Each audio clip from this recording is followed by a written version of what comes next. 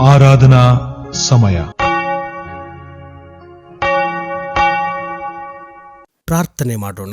ತ್ರಯೇಕ ದೇವರೇ, ನಿನಗೆ ಮಹಿಮೆಯಾಗಲಿ. ತಂದೆ, ಮಗ, ಪರಿಶುದ್ಧಾತ್ಮನ ಅನುಭವದಲ್ಲಿ ತ್ರಯೇಕ ದೇವರಾಗಿ ಮಾನವರನ್ನ ಏಕತೆಯಲ್ಲಿ ಸಂಧಿಸುವಂತ ನಮ್ಮ ದೇವರು ನೀನಾಗಿರುವುದಕ್ಕಾಗಿ ನಿನಗೆ ಕೊಂಡಾಟವಾಗಲಿ. ಕರ್ತನೆ, ಮನುಷ್ಯರಲ್ಲಿ ಸಾಮರಸ್ಯವನ್ನ, ಸಮಾನತೆಯನ್ನ ಬೆಸೆಯುವುದು ನಿನ್ನ ಆರಾಧನೆಯಾಗಿದೆ. ನಿನ್ನ ಬಳಿಗೆ ಬರುವುದೆಂದರೆ ನಮ್ಮ ಮನಸ್ಸು ನಿನ್ನಲ್ಲಿ ಏಕೀಭವಿಸುವಂತಹ ಅನುಭವವಾಗಿದೆ. ನಮ್ಮ ಹಿನ್ನೆಲೆಗಳು ಏನೇ ಆಗಿದ್ದರೂ, ನಮ್ಮ ಸಂಸ್ಕೃತಿಗಳು ಬೇರೆಯಾಗಿದ್ದರೂ, ನಿನ್ನ ಮುಂದೆ ಬರುವಾಗ ನಮ್ಮ ಪೂರ್ವಾಪರ ಚಿಂತನೆಗಳು, ಗ್ರಹಿಕೆಗಳನ್ನ ಬಿಟ್ಟು ನಿನ್ನ ಬಳಿ ಬಂದು, ನೀನು ನಮ್ಮ ದೇವರು, ನಾವೆಲ್ಲರೂ ನಿನ್ನ ಮಕ್ಕಳೆನ್ನುವಂತಹ ಏಕತೆಯ ಅನುಭವದಲ್ಲಿ ನಮ್ಮನ್ನ ಸ್ಪರ್ಶಿಸುವ ಕರ್ತನಾಗಿರುವುದಕ್ಕಾಗಿ ಕೊಂಡಾಟವಾಗಲಿ. ಈ ವರ್ಷದ ಈ ತಿಂಗಳಿನ ಕಡೆಯ ಭಾನುವಾರದಲ್ಲಿ ದೇವರೇ, ನಿನ್ನನ್ನು ಸ್ತೋತ್ರ ಮಾಡಲು ನಮಗೆ ಕೊಟ್ಟಂತ ನಿನ್ನ ದೈವಿಕ ಕೃಪೆಯನ್ನ ನೆನೆದು ನಿನಗೆ ಸಾಷ್ಟಾಂಗವೆರಗಿ ಆರಾಧಿಸುತ್ತೇವೆ.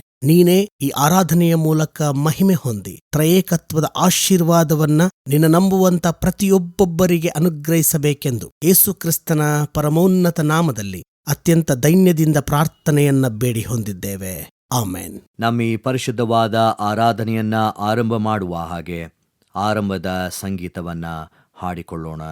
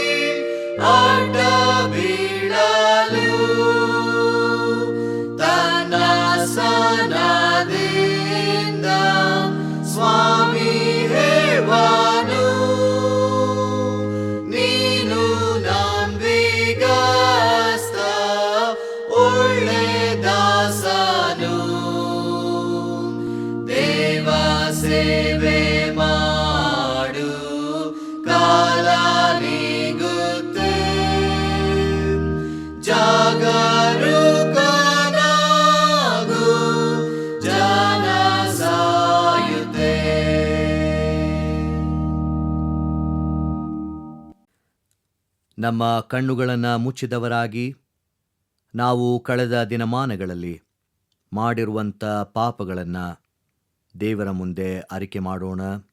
ನಮ್ಮಲ್ಲಿ ಪಾಪವಿಲ್ಲವೆಂದು ನಾವು ಹೇಳಿದರೆ ನಮ್ಮನ್ನು ನಾವೇ ಮೋಸಪಡಿಸಿಕೊಳ್ಳುತ್ತೇವೆ ಮತ್ತು ಸತ್ಯವೆಂಬುದು ನಮ್ಮಲ್ಲಿಲ್ಲ. ನಮಗಿರುವ ಮಹಾಯಾಜಕನು ನಮ್ಮ ನಿರ್ಬಲಾವಸ್ಥೆಯನ್ನು ಕುರಿತು ಅನುತಾಪವಿಲ್ಲದವನಲ್ಲ. ಆತನು ಸರ್ವ ವಿಷಯಗಳಲ್ಲಿ ನಮ್ಮ ಹಾಗೆ ಶೋಧನೆಗೆ ಗುರಿಯಾದನು, ಪಾಪ ಮಾತ್ರ ಮಾಡಲಿಲ್ಲ. ನಾವು ಮೌನವಾಗಿದ್ದು ನಮ್ಮನ್ನು ಪರೀಕ್ಷಿಸಿಕೊಳ್ಳೋಣ. ಸರ್ವಶಕ್ತನಾದ ದೇವರಿಗೆ ನಮ್ಮ ಪಾಪಗಳನ್ನು ವಿನಯದೊಡನೆ ಅರಿಕೆ ಮಾಡೋಣ. ಸರ್ವಶಕ್ತನಾದ ಅತಿ ಕನಿಕರವುಳ್ಳ ದೇವರೇ, ನಾವು ತಪ್ಪಿಸಿಕೊಂಡ ಕುರಿಗಳಂತೆ ನಿನ್ನ ಮಾರ್ಗವನ್ನು ಬಿಟ್ಟು ತಿರುಗಾಡಿದ್ದೇವೆ. ಹೆಚ್ಚಾಗಿ ನಮ್ಮ ಇಷ್ಟಾನುಸಾರವೇ ನಡೆದಿದ್ದೇವೆ. ನಿನ್ನ ಪವಿತ್ರ ಆಜ್ಞೆಗಳನ್ನು ಮೀರಿದ್ದೇವೆ. ಮಾಡತಕ್ಕದನ್ನು ಮಾಡದೆ ಮಾಡಬಾರದನ್ನು ಮಾಡಿದ್ದೇವೆ. ನಮ್ಮಲ್ಲಿ ಯಾವ ಸ್ವಸ್ಥತೆಯೂ ಇಲ್ಲ. ನೀನಾದರೂ ಕರ್ತನೇ, ನೀಚ ಪಾಪಿಗಳಾದ ನಮ್ಮನ್ನು ಕರುಣಿಸು. ನಮ್ಮ ತಪ್ಪುಗಳನ್ನು ಅರಿಕೆ ಮಾಡುವವರಿಗೆ ಕೃಪೆ ತೋರಿಸು. ನಮ್ಮ ಕರ್ತನಾದ ಕ್ರಿಸ್ತ ಯೇಸುವಿನಲ್ಲಿ ನೀನು ಮನುಷ್ಯರಿಗೆ ಮಾಡಿರುವ ವಾಗ್ದಾನಗಳ ಮೇರೆಗೆ ಪಶ್ಚಾತ್ತಾಪ ಪಡುವವರನ್ನು ಉದ್ಧರಿಸು. ಬಹು ಕನಿಕರವುಳ್ಳ ದೇವರೇ, ನಿನ್ನ ಪವಿತ್ರ ನಾಮಕ್ಕೆ ಮಹಿಮೆ ಉಂಟಾಗುವಂತೆ ನಾವು ಇನ್ನು ಮೇಲೆ ದೇವಭಕ್ತಿಯೂ ನೀತಿಯೂ ಸ್ವಸ್ಥಚಿತ್ತವೂ ಉಳ್ಳವರಾಗಿ ಜೀವಿಸುವ ಹಾಗೆ ಆತನ ನಿಮಿತ್ತ ಸಹಾಯ ದಯಪಾಲಿಸು. ಆಮೆನ್. ನಮ್ಮ ಪಾಪಗಳನ್ನು ಒಪ್ಪಿಕೊಂಡಂಥ ನಾವು ನಮ್ಮ ದೇವರಿಂದ ಸಿಗುವಂಥ ಪಾಪ ಕ್ಷಮೆಯನ್ನು ಹೊಂದಿಕೊಳ್ಳೋಣ. ಸರ್ವಶಕ್ತನಾದ ಮಹಾಕರುಣೆಯುಳ್ಳ ಕರ್ತನು ನಮ್ಮ ಪಾಪಗಳನ್ನೆಲ್ಲ ಕ್ಷಮಿಸಿ ಪರಿಹರಿಸಿ ಬಾಳನ್ನು ತಿದ್ದುಕೊಳ್ಳುವುದಕ್ಕೆ ಸಮಯವನ್ನು ಪವಿತ್ರಾತ್ಮನಿಂದ ಆಗುವ ಸುಪ್ರೇರಣೆಯನ್ನು ಆದರಣೆಯನ್ನು ನಮಗೆ ದಯಪಾಲಿಸಲಿ. ಆಮೇನ್. ದೇವರನ್ನ ಸ್ತುತಿಸುವ ಹಾಗೆ ಸಂಕೀರ್ತನೆಯನ್ನ ಹಾಡಿಕೊಳ್ಳೋಣ.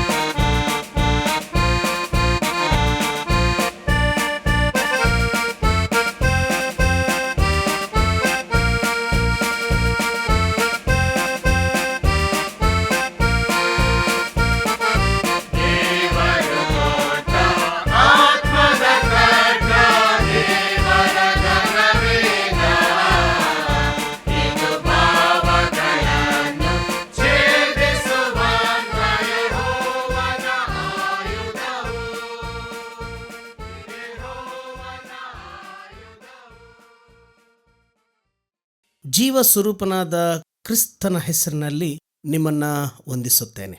ಈ ದಿನ ecumenical Sunday, unity in faith and action, ಐಕ್ಯತಾ ಭಾನುವಾರ.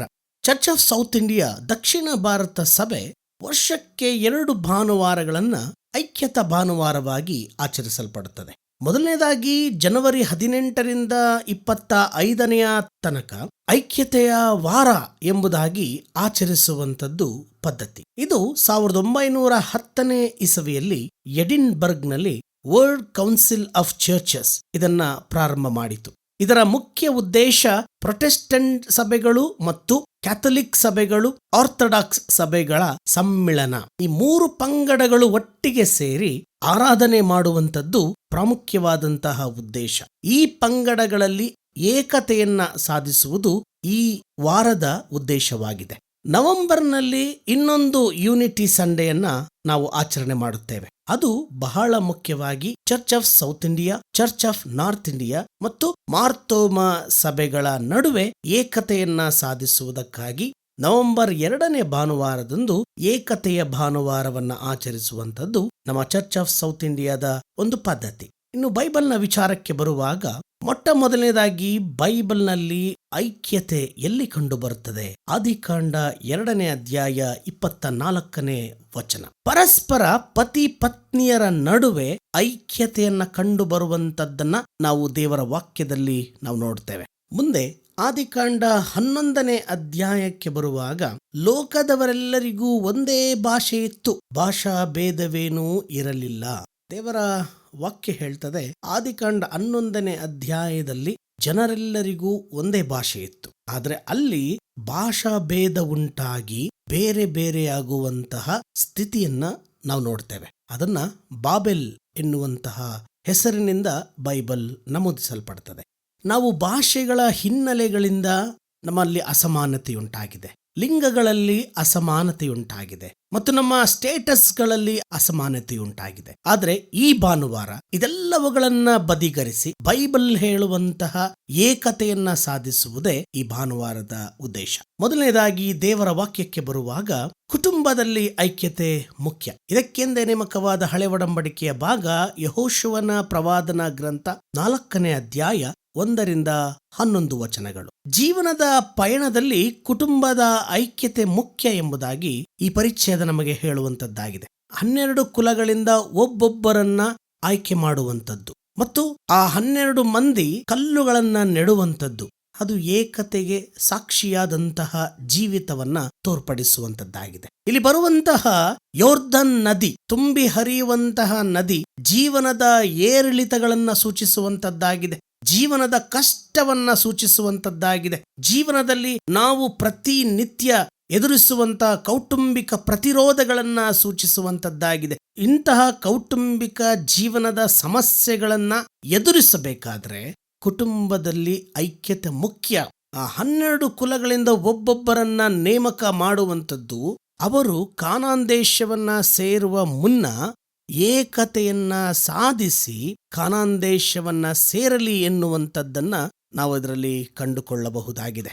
ಪ್ರಿಯರೇ, ಯಾವಾಗ 12 ಕುಲಗಳು ಒಂದಾಗುವುದಕ್ಕೆ ಪ್ರತಿನಿಧಿಸಲ್ಪಡುತ್ತದೆಯೋ ದಡ ಮೀರಿ ಹರಿಯುವಂತ ಯೋರ್ದನ್ ನದಿ ಅಲ್ಲಿ ನಿಲ್ಲುವಂಥದ್ದನ್ನ ನಾವು ಕಾಣಬಹುದು. ಅಷ್ಟು ಮಾತ್ರ ಅಲ್ಲ, ದೇವರ ಪ್ರಸನ್ನತೆಯ ಸಂಕೇತವಾಗಿರುವ ದೇವರ ಮಂಜೂಷ ಅವರೊಟ್ಟಿಗಿರುವಂಥದ್ದನ್ನ ನಾವು ಗಮನಿಸಬಹುದು. Where there is unity, there is God. Where there is unity among the family, there is a miracle of God. ನೋಡಿ, ಎಲ್ಲಿವರೆಗೂ ಆದಾಮ ಮತ್ತು ಅವ್ವಳು ಒಟ್ಟಾಗಿದ್ದರು ಅಲ್ಲಿ ದೇವರ ಪ್ರಸನ್ನತೆ ಇತ್ತು. ಅವರಿಬ್ಬರನ್ನ ಸರ್ಪ ಬೇರ್ಪಡಿಸಿದಾಗ ದೇವರ ಪ್ರಸನ್ನತೆ ತೆಗೆಯಲ್ಪಡುತ್ತದೆ. ಅಬ್ರಹಾಮ ಮತ್ತು ಲೋಟರ ನಡುವೆ ಆಸ್ತಿ ವಿಚಾರಕ್ಕೆ ಜಗಳ ಬಂದಾಗ ಅಬ್ರಹಾಮ ಹೇಳುವಂತ ಮಾತು, ನಾವು ಸಹೋದರರಲ್ಲವೇ? ಮತ್ತು ಮುಂದೆ ಯಾಕೋಬ ತನ್ನ ಅಣ್ಣನಿಗೆ ಮೋಸ ಮಾಡಿ ಹೋಗಿ ತನ್ನ ಸರ್ವ ಸಂಪತ್ತನ್ನ ಸಾಧಿಸಿಕೊಂಡ ಮೇಲೆ ಅವನಿಗೆ ಒಂದು ರೀತಿಯ ಅಸಮಾಧಾನ. ಆದರೆ ಯಾವಾಗ ತನ್ನ ಹುಟ್ಟೂರಿಗೆ ಬಂದು ತನ್ನ ಅಣ್ಣನನ್ನ ಸಂಧಿಸಿ ಕ್ಷಮಾಪಣೆಯನ್ನ ಕೇಳಿ ಒಂದಾಗುತ್ತಾನೆ, ನಿನ್ನನ್ನ ನೋಡಿದ್ದು ದೇವರನ್ನ ನೋಡಿದಂತಾಯಿತು. ಐಕ್ಯತೆ ಕುಟುಂಬದಲ್ಲಿ ಬಹಳ ಮುಖ್ಯ. ಒಂದು ಸಾರಿ ಒಂದು ಊರಿನಲ್ಲಿ ಒಂದು ಬಾವಿ ಇತ್ತು. ಅದೊಂದೇ ಬಾವಿಯಲ್ಲಿ ಜನರೆಲ್ಲರೂ ಕೂಡ ನೀರನ್ನ ಸೇದಬೇಕಾಗಿತ್ತು. ಪ್ರತಿಯೊಬ್ಬೊಬ್ಬರು ಬಂದು ಆ ನೀರನ್ನ ಸೇದಬೇಕಾದ್ರೆ ಹೀಗೆ ಒಂದು ಸಾರಿ ಬಾವಿಯೊಳಕ್ಕೆ ಬಿಡುವಂತಹ ಆ ಕೊಳಗಗಳು, ಆ ಬಿಂದಿಗೆಗಳು ಬಾವಿಯ ಕೆಳಗೆ ಹೋದ ನಂತರ ಕಾಣೆಯಾಗುತ್ತಿದ್ದವು. ಮೇಲೆ ಬರುವಾಗ ಅದು ಕೇವಲ ಹಗ್ಗ ಮಾತ್ರ ಬರುತ್ತಾ ಇತ್ತು. ಜನರೆಲ್ಲರೂ ಕೂಡ ಗಾಬರಿಯಾದರು. ಓ, ಈ ಬಾವಿಯ ಒಳಗೆ ಯಾವುದೋ ಒಂದು ದೆವ್ವವಿದೆ, ಯಾವುದೋ ಒಂದು ಬ್ರಹ್ಮ ರಾಕ್ಷಸ ಸೇರಿಕೊಂಡಿದ್ದಾನೆ ಎಂಬುದಾಗಿ ಭಯಪಟ್ಟರು. ಹೀಗೆ ಪ್ರತಿ ಸಾರ್ತಿ ಬಾವಿಯೊಳಕ್ಕೆ ಬಿಂದಿಗೆಗಳನ್ನ ಬಿಟ್ಟಾಗ ಆ ಬಿಂದಿಗೆ ಕೆಳಗಡೆ ಹೋಗುತ್ತಿದ್ದಂತೆ ಆ ಬಿಂದಿಗೆಗಳು ಕಾಣೆಯಾಗುತ್ತಿತ್ತು. ಆ ಊರಿನಲ್ಲಿ ಒಬ್ಬ ಧೈರ್ಯವಂತ ಇದ್ದ. ನಾನು ಬಾವಿಯೊಳಕ್ಕೆ ಇಳಿದು ಏನಾಗಿದೆ ಎಂದು ನೋಡುತ್ತೇನೆ. ಆದರೆ ಒಂದು ಕಂಡೀಷನ್ ಏನು? ನೀವೆಲ್ಲರೂ ಹಗ್ಗ ಹಿಡಿಯಬೇಕು. ಆದರೆ ಮುಖ್ಯವಾಗಿ ನನ್ನ ಅಣ್ಣ ಮತ್ತು ನನ್ನ ತಮ್ಮ ಹಗ್ಗವನ್ನ ಹಿಡಿಯಲೇಬೇಕು ಎಂಬುದಾಗಿ ಆತ ಹೇಳುತ್ತಾನೆ. ಸರಿ, ಊರಿನವರೆಲ್ಲರೂ ಕೂಡ ಒಪ್ಪಿದರು. ಅವನ ಕುಟುಂಬದವರು ಆ ಹಗ್ಗವನ್ನ ಹಿಡಿದರು. ಸರಿ, ಬಾವಿಯೊಳಕ್ಕೆ ಈ ಹಗ್ಗವನ್ನ ಬಿಟ್ಟಾಗ ಆತನು ಕೆಳಗಡೆ ಹೋಗಲಾರಂಭಿಸುವಾಗ ಬಾವಿಯ ಕೆಳಗಡೆ ಒಂದು ಕೋತಿ ಇತ್ತು. ಅದು ಚೇಷ್ಟೆ ಮಾಡುತ್ತಿತ್ತು. ಯಾವಾಗ ಬಿಂದಿಗೆಗಳು, ಖಾಲಿ ಬಿಂದಿಗೆಗಳು ಬರುತ್ತದೆಯೋ ಆ ಬಿಂದಿಗೆಗಳ ಹಗ್ಗಗಳನ್ನ ಸರಿಪಡಿಸಿ ಆ ಬಿಂದಿಗೆಗಳನ್ನ ಬಾವಿಯೊಳಕ್ಕೆ ಎಸೆಯುವಂತ ಚೇಷ್ಟೆಯನ್ನ ಈ ಮಂಗ ಮಾಡುತ್ತಿತ್ತು. ಆದ್ರೆ ಈ ವ್ಯಕ್ತಿ ಆ ಮಂಗವನ್ನ ನೋಡಿದ ತಕ್ಷಣ ಭಯಪಡಲಿಲ್ಲ. ಬದಲಾಗಿ ಕಡಲೆ ಬೀಜಗಳನ್ನ ಆ ಮಂಗನಿಗೆ ಕೊಡುತ್ತಾನೆ. ಆ ಮಂಗನಿಗೆ ಕೊಟ್ಟಾಗ ಕಡಲೆ ಬೀಜವನ್ನ ತೆಗೆದುಕೊಂಡು ಅದು ಈತನ ಹೆಗಲ ಮೇಲೆ ಕೂತುಕೊಳ್ಳುತ್ತದೆ. ಹಗ್ಗವನ್ನ ಎಳೆಯಿರಿ ಎಂದು ಹೇಳುತ್ತಾನೆ. ಹಗ್ಗವನ್ನ ಎಳೆಯುವಾಗ ಮೊದಲನೇದಾಗಿ ಈ ಭುಜದ ಮೇಲೆ ಕೂತಿದ್ದಂತಹ ಕೋತಿ, ಮಂಗ ಮೇಲೆ ಕಾಣಿಸಲು ಪ್ರಾರಂಭವಾಗ್ತದೆ. ಮೊದಲೇ ಗಾಬರಿಯಾಗಿದ್ದಂತಹ ಊರಿನ ಅಷ್ಟೂ ಜನ ಕೋತಿಯನ್ನ ನೋಡಿದ ತಕ್ಷಣವೇ ತಮ್ಮ ಕೈಗಳಲ್ಲಿದ್ದಂತ ಹಗ್ಗವನ್ನ ಬಿಟ್ಟು ಬಿಡುತ್ತಾರೆ. ಎಲ್ಲರೂ ಕೂಡ ಬಿಟ್ಟು ಬಿಡುತ್ತಾರೆ. ಆದರೆ ಇಬ್ಬರನ್ನ ಹೊರತುಪಡಿಸಿ, ಅದು ಆ ಬಾವಿಯೊಳಗೆ ಇಳಿದಿದ್ದಂತಹ ಅಣ್ಣ ಮತ್ತು ತಮ್ಮ. ಕರ್ತನಲ್ಲಿ ಪ್ರಿಯರೇ, ಆ ವ್ಯಕ್ತಿ ಮೇಲೆ ಬಂದು ಹೇಳ್ತಾನೆ, ನನಗೆ ಗೊತ್ತಿತ್ತು ಈ ಸಮಯದಲ್ಲಿ ನನ್ನ ಅಣ್ಣ ಮತ್ತು ತಮ್ಮ ಬಿಟ್ಟರೆ ನನ್ನ ಯಾರೂ ಕೂಡ ಆಗುವುದಿಲ್ಲ ಎಂಬುದಾಗಿ ಊರಿನ ಜನಕ್ಕೆ ಆತನು ಹೇಳುತ್ತಾನೆ. ಪ್ರಿಯರೇ, ಈ ಹೊತ್ತು ನಮ್ಮ ಕುಟುಂಬಗಳಲ್ಲಿ ಐಕ್ಯತೆ ಬಹಳ ಮುಖ್ಯ. ಈ ಕುಟುಂಬದಲ್ಲಿ ಐಕ್ಯತೆಯನ್ನ ಸಾಧಿಸದಿದ್ದರೆ ನಾವು ಸಭೆಯಲ್ಲಾಗಲಿ ಸಮಾಜದಲ್ಲಾಗಲಿ ಐಕ್ಯತೆಯನ್ನ ಸಾಧಿಸಲು ಸಾಧ್ಯವಿಲ್ಲ. ಆದ್ರಿಂದ ಈ ಹೊತ್ತು ನಮ್ಮ ಕುಟುಂಬಗಳಲ್ಲಿ ನಾವು ಆಸ್ತಿಯ ವಿಚಾರಕ್ಕೆ ಜಗಳವಾಡಿಕೊಳ್ತೇವೆ, ಸ್ಥಾನಮಾನಗಳ ವಿಚಾರಕ್ಕೆ ಜಗಳ ಆಡಿಕೊಳ್ತೇವೆ. ಬಹಳಷ್ಟು ಕೋರ್ಟಿನ ಕೇಸುಗಳು ಕ್ರೈಸ್ತರಲ್ಲಿ ಇರುವುದು ಎರಡೇ ವಿಚಾರ. ಮೊದಲನೇದಾಗಿ ಡಿವೋರ್ಸ್, ಎರಡನೇದಾಗಿ ಆಸ್ತಿ ವಿಂಗಡಣೆಯ ವಿಚಾರವಾಗಿ. ಆದ್ರೆ ದೇವರ ವಾಕ್ಯ ನಮ್ಮ ಕಣ್ಣು ತೆರೆಸಲಿ. ಈ ರಕ್ತ ಸಂಬಂಧ ಎಲ್ಲದಕ್ಕಿಂತ ಮೀರಿದಂತಹ ಸಂಬಂಧ. ಈ ಐಕ್ಯತೆಯನ್ನ ಕಾಪಾಡಿಕೊಳ್ಳುವಾಗ ನಮ್ಮ ಮಧ್ಯೆ ದೇವರು ಪ್ರಸನ್ನನಾಗುತ್ತಾನೆ. ಯಾವಾಗ 12 ಕುಲಗಳಿಂದ ಒಬ್ಬೊಬ್ಬರಾಗಿ ಬಂದು ಐಕ್ಯರಾದರೋ ಅಲ್ಲಿ ದೇವರ ಅದ್ಭುತ ಕಾರ್ಯವನ್ನು ಯೆಹೋಶುವನ ಗ್ರಂಥದಲ್ಲಿ ಅವರು ಅನುಭವಿಸಿದ್ದಾರೆ. ಇವತ್ತು ಕುಟುಂಬದಲ್ಲಿ ನಾವು ಐಕ್ಯತೆಯನ್ನ ಕಾಪಾಡಿಕೊಳ್ಳುವಾಗ ನಮ್ಮ ಕುಟುಂಬದಲ್ಲಿ ದೇವರ ಅದ್ಭುತವನ್ನ ಕಾಣಲು ಸಾಧ್ಯವಾಗ್ತದೆ. ಇನ್ನು ಎರಡನೇದಾಗಿ ಸಭೆಯಲ್ಲಿ ಮತ್ತು ಸಮಾಜದಲ್ಲಿ ಐಕ್ಯತೆ ಮುಖ್ಯ. ಇದಕ್ಕೆಂದು ನೇಮಕವಾದಂಥ ಮಾರ್ಕನು ಬರೆದ ಸುವಾರ್ತೆ, ಯೇಸು ಸ್ವಾಮಿ 5,000 ಜನರಿಗೆ 5 ರೊಟ್ಟಿ 2 ಮೀನನ್ನ ಬಡಿಸಿದಂತಹ ಕಥನ 4 ಸುವಾರ್ತೆಗಳಲ್ಲೂ ಬರೆಯಲ್ಪಟ್ಟಂತ ಏಕೈಕ ಅದ್ಭುತ ಇದಾಗಿದೆ. ಇವತ್ತು ಮನುಷ್ಯರಾದ ನಾವು ಜಾತಿ ಭೇದ ಲಿಂಗ ತಾರತಮ್ಯದಿಂದ ಬದುಕುತ್ತಿದ್ದೇವೆ. ಆದರೆ ನಮ್ಮನ್ನ ಏಕರನ್ನಾಗಿಸುವಂಥದ್ದು ಇಡೀ ಲೋಕದಲ್ಲಿ ಅದು ಆಹಾರ ಮಾತ್ರ. ನೋಡ್ರಿ, ಇಲ್ಲಿ 5,000 ಜನರಿಗೆ 5 ರೊಟ್ಟಿ 2 ಮೀನನ್ನ ಕೊಡುವಂಥದ್ದು. 5 ರೊಟ್ಟಿ ದೈವಶಾಸ್ತ್ರೀಯವಾಗಿ ಪಂಚಗ್ರಂಥಗಳು, ಮೋಶೆಯ ಧರ್ಮಶಾಸ್ತ್ರ, ತೋರ. 2 ಮೀನು 2 ಒಡಂಬಡಿಕೆಗಳು, ಹಳೆ ಒಡಂಬಡಿಕೆ ಮತ್ತು ಹೊಸ ಒಡಂಬಡಿಕೆ. ಇದನ್ನ ಎಲ್ಲರಿಗೂ ಹಂಚುವಂಥದ್ದರಲ್ಲಿ ಏಕತೆಯನ್ನ ಸಾಧಿಸುವಂತ ಯೇಸುವಿನ ಒಂದು ಅದ್ಭುತವನ್ನ, ಏಕತೆಯ ದಾರಿಯನ್ನ ಸುವಾರ್ಥ ಭಾಗ ನಮಗೆ ಕರೆ ಕೊಡುವಂತದ್ದಾಗಿದೆ. ಪ್ರಿಯರೇ, ಬೈಬಲ್ ಹೇಳುವ ಪ್ರಕಾರ ಆದಾಮ ಮತ್ತು ಹವ್ವ ಯಾವುದೇ ಜಾತಿಗೆ ಸೇರಲ್ಪಟ್ಟಿಲ್ಲ. ಆದಾಮ ಎಂದರೆ ಮಣ್ಣು, ಹವ್ವ ಎಂದರೆ ಜೀವ. ಅದು ಯಹೂದ್ಯ ಅಲ್ಲ, ಗ್ರೀಕ ಅಲ್ಲ, ಆಳು ಒಡೆಯ, ಗಂಡು ಹೆಣ್ಣು ಎನ್ನುವಂತ ಭೇದವಿಲ್ಲ. ಗಲಾತ್ಯ 3:28 ಹೇಳುವಂತೆ ಕ್ರಿಸ್ತನು ಎಲ್ಲರಿಗೆ ದೇವರು, ಕೇವಲ ಒಂದು ಜನಾಂಗಕ್ಕೆ ಮಾತ್ರ ಸೀಮಿತವಾದವನಲ್ಲ. ಇಲ್ಲಿ ರೊಟ್ಟಿ ಎಂಬುದಾಗಿ ಹೇಳುವಾಗ ಜಗತ್ತಿಗೆ ರೊಟ್ಟಿಯಾದಂತ ಯೇಸು ಕ್ರಿಸ್ತನನ್ನ ನಾವು ನೆನಪು ಮಾಡಿಕೊಳ್ಳಬೇಕು. ಬೆತ್ಲೆಹೇಮ್ ಎಂದರೆ ರೊಟ್ಟಿಯ ಮನೆ. ಯಾಕೆ ದೇವರು ಈ ರೊಟ್ಟಿಯ ಮನೆಯಲ್ಲಿ ಜನಿಸಿ ಬಂದ? ಜಗತ್ತಿಗೆ ಆತನೊಬ್ಬನೇ ಆಹಾರ. ನನ್ನ ದೇಹ ಎಂಬುದಾಗಿ ಹೇಳುವಾಗ ಅದನ್ನ ಎಲ್ಲರಿಗೂ ಕೊಡ್ತಾನೆ. ತನ್ನನ್ನ ಹಿಡುಕೊಡುವಂತ ಯೂದನಿಗೂ ಕೊಡ್ತಾನೆ, ಅತ್ಯಂತ ಪ್ರೀತಿ ಮಾಡುವವನಿಗೂ ಕೊಡ್ತಾನೆ. ಕರ್ತನಲ್ಲಿ ಪ್ರಿಯರೇ, ಇವತ್ತು ನಾವು ರೊಟ್ಟಿಯಲ್ಲಿ ಐಕ್ಯತೆಯನ್ನು ನಾವು ಕಾಪಾಡಿಕೊಳ್ಳುತ್ತಿದ್ದೇವಾ? ಆದ್ದರಿಂದಲೇ unity in faith and action, ಅನೇಕರಾಗಿರುವ ನಮ್ಮನ್ನ ಒಂದು ಮಾಡುವಂಥದ್ದು ಕ್ರಿಸ್ತನ ದೇಹ. ಪ್ರತಿ ವರ್ಷ ಜನವರಿ 18ರಿಂದ 25ನೇ ತಾರೀಕಿನವರೆಗೂ ಏನು ಒಂದು ವಾರದ ಗಟ್ಟಲೆ ಕ್ಯಾಥೋಲಿಕ್, ಆರ್ಥೋಡಾಕ್ಸ್ ಮತ್ತು ಪ್ರೊಟೆಸ್ಟೆಂಟ್ ಸಭೆಗಳು ಸೇರಿ ಒಂದೆಡೆ ಸೇರಿ ಒಂದು ಆಲಯದಲ್ಲಿ ಪ್ರಾರ್ಥನೆ ಮಾಡುತ್ತೇವೆ. ಆದರೆ ರೊಟ್ಟಿಯ ಸಂಸ್ಕಾರವಿಲ್ಲದೆ ಮಾಡುವಂತಹ ಈ ಐಕ್ಯತೆಯ ಆರಾಧನೆಗಳು ವ್ಯರ್ಥ. ದೇವರು ನಮ್ಮಿಂದ ಸಂಪ್ರದಾಯಗಳನ್ನ ಬಯಸುವುದಿಲ್ಲ, ಕಾರ್ಯತತ್ಪರರಾಗುವಂಥದ್ದನ್ನ ಬಯಸುತ್ತಾನೆ. ಇವತ್ತು ಕ್ರಿಟಿಸಿಸಮ್ ಇರಬಹುದು, ನಾನು ಹೇಳುವುದು ಅನೇಕರಿಗೆ ತಪ್ಪೆಂದೆನ್ನಿಸಿರಬಹುದು. ಆದರೆ ಈ ಹೊತ್ತು ಅನೇಕ ಪ್ರೊಟೆಸ್ಟೆಂಟರು ರೋಮನ್ ಕ್ಯಾಥೋಲಿಕ ಸಭೆಗಳಲ್ಲಿ ರೊಟ್ಟಿಯನ್ನ ಸ್ವೀಕರಿಸಲಿಕ್ಕೆ ಸಾಧ್ಯವಿಲ್ಲ. ಎಲ್ಲಿಯವರೆಗೂ ರೊಟ್ಟಿಯಲ್ಲಿ ಪಾಲಿಲ್ಲ, ಅಲ್ಲಿಯವರೆಗೂ ಏಕತೆಯನ್ನ ಸಾಧಿಸಲಿಕ್ಕೆ ಸಾಧ್ಯವಿಲ್ಲ.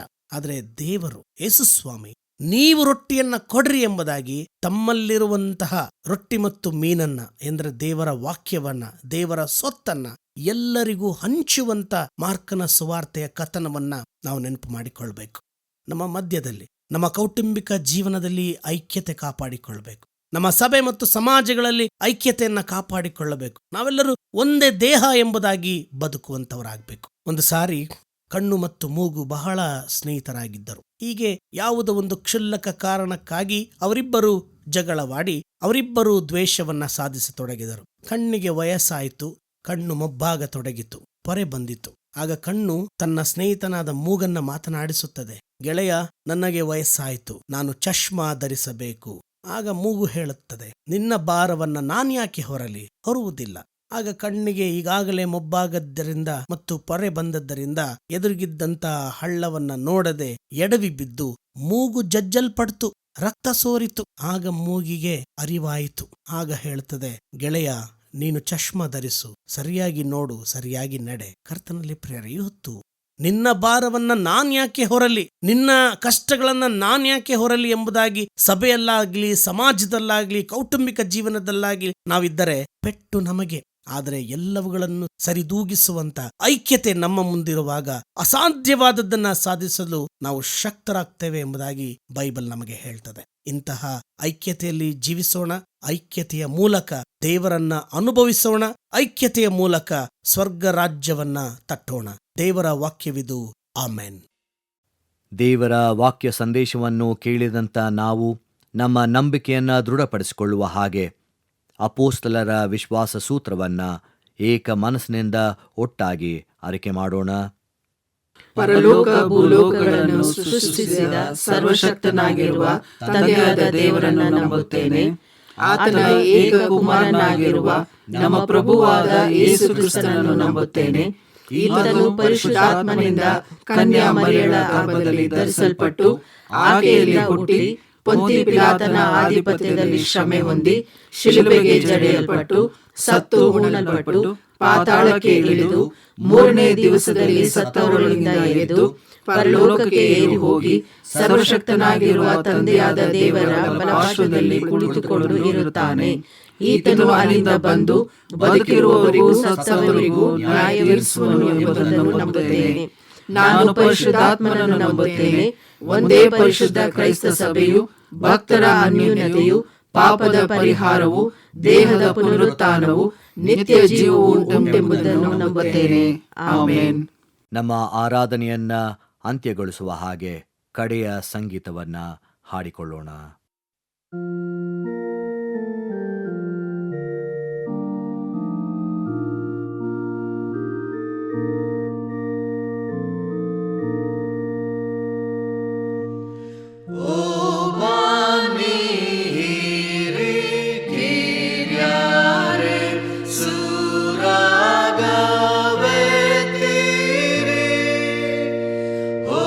Hosanna en tu Cristo.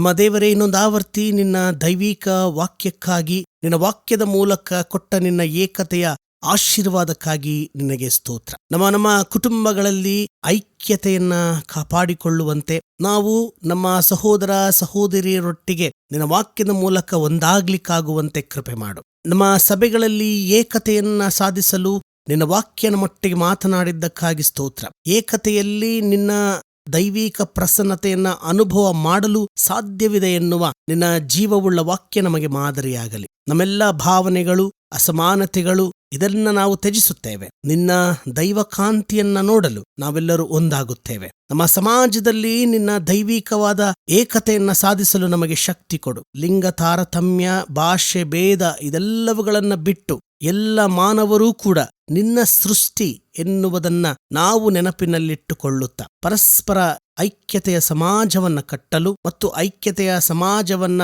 ಬೆಳೆಸಲು ನಮಗೆ ನಿನ್ನ ಆತ್ಮನ ಕೃಪೆ ಕೊಡು. ನಮ್ಮನ್ನ ಐಕ್ಯತೆಯ ದಾರಿಯಲ್ಲಿ ಮುನ್ನಡೆಸಿ, ನಮ್ಮ ಐಕ್ಯತೆಯ ಬದುಕಿನಲ್ಲಿ ನಿನ್ನ ದೈವ ಮಾರ್ಗದರ್ಶನದ ಮೂಲಕ ಮುಂದರಿಯಲು ನಿನ್ನ ಪರಿಶುದ್ಧವಾದಂತಹ ದಿವ್ಯಾಮೃತ ನಮಗೆ ಸಹಾಯ ಮಾಡಲಿ. ಮಹಿಮೆ ನಿನಗಾಗಲಿ. ಯೇಸು ಕ್ರಿಸ್ತನ ಪರಮೋನ್ನತ ನಾಮದಲ್ಲಿ ಬೇಡಿದ್ದೇವೆ, ಆಮೇನ್. ಕರ್ತನು ತಾನೇ ಕಲಿಸಿಕೊಟ್ಟ ಪ್ರಾರ್ಥನೆಯನ್ನ ನಾವು ಏಕ ಮನಸ್ಸಿನಿಂದ ಅರಿಕೆ ಮಾಡೋಣ. ಪರಲೋಕದಲ್ಲಿರುವ ನಮ್ಮ ತಂದೆಯೇ, ನಿನ್ನ ನಾಮವು ಪರಿಶುದ್ಧವೆಂದು ಎಣಿಸಲ್ಪಡಲಿ. ನಿನ್ನ ರಾಜ್ಯವು ಬರಲಿ. ನಿನ್ನ ಚಿತ್ತವು ಪರಲೋಕದಲ್ಲಿ ನೆರವೇರುವ ಪ್ರಕಾರ ಭೂಲೋಕದಲ್ಲಿಯೂ ನೆರವೇರಲಿ. ನಮ್ಮ ಅನುದಿನದ ಆಹಾರವನ್ನು ಈ ಹೊತ್ತು ದಯಪಾಲಿಸು. ನಮಗೆ ತಪ್ಪು ಮಾಡಿದವರನ್ನು ನಾವು ಕ್ಷಮಿಸಿದಂತೆ ನಮ್ಮ ತಪ್ಪುಗಳನ್ನು ಕ್ಷಮಿಸು. ನಮ್ಮನ್ನು ಶೋಧನೆಯೊಳಗೆ ಸೇರಿಸದೆ ಕೇಡಿನಿಂದ ನಮ್ಮನ್ನು ತಪ್ಪಿಸು. ರಾಜ್ಯವು, ಬಲವು, ಮಹಿಮೆಯು ಸದಾಕಾಲ ನಿನ್ನವೇ, ಆಮೇನ್. ವಿಶ್ವಾಸದಿಂದ ಕರ್ತನ ಆಶೀರ್ವಾದವನ್ನ ಹೊಂದಿಕೊಳ್ಳಿರಿ. ಮಾನವರೆಲ್ಲರನ್ನ ಐಕ್ಯಗೊಳಿಸುವುದಕ್ಕಾಗಿ ತನ್ನ ಮಗನನ್ನ ಕೊಟ್ಟಂತ ದೇವರ ಪ್ರೀತಿಯು, ಸರ್ವ ಮನುಷ್ಯರನ್ನ ಒಂದು ಮಾಡಲು ತನ್ನ ಜೀವನವನ್ನೇ ಕೊಟ್ಟಂತ ಯೇಸು ಕ್ರಿಸ್ತನ ಪರಮೋನ್ನತ ಕೃಪೆಯು, ಐಕ್ಯತೆಯಲ್ಲಿ ನಮ್ಮ ಮಧ್ಯ ಪ್ರಸನ್ನನಾಗುವ ಪವಿತ್ರಾತ್ಮನ ಐಕ್ಯತೆ, ಅನ್ಯೋನ್ಯತೆ, ದಿವ್ಯ ದರ್ಶನ ನಿಮ್ಮೆಲ್ಲರ ಸಂಗಡ ಸದಾಕಾಲಕ್ಕೂ ನೆಲೆಯಾಗಿರಲಿ, ಆಮೆನ್.